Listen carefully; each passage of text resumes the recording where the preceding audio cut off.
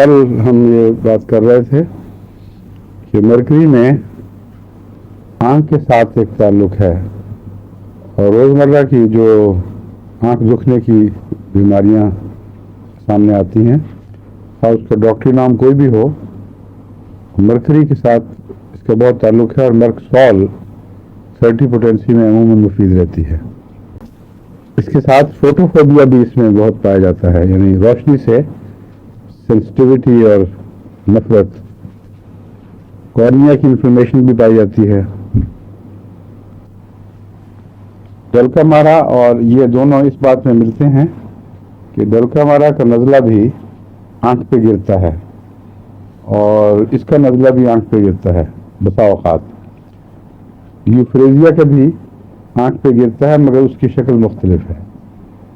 یوفریزیا میں جو پانی بہتا ہے وہ بڑا کروسیو ہے اور وہ سرخی پیدا کر دیتا ہے اور اوور آل آنکھ کی دکھ اس سے نظر نہیں آتی، بلکہ نزلہ جب تک جاری ہے آنکھ میں بڑی سرخی اور وائلنس، غیر معمولی جوش دکھائی دیتا ہے۔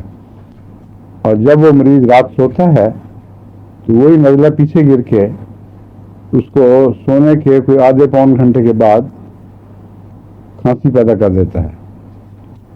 تبھی ایسے مریض کی کھانسی رات کو سونے کے کچھ عرصے بعد ہوتی ہے۔ اگر پہلے ایسا نزلہ ہوا ہو جو آنکھ کو سرخ کر چکا ہو تو پھر اس کا علاج یوفریزیا ہی ہے، دوسری کسی دوا سے وہ کھانسی درست نہیں ہوگی۔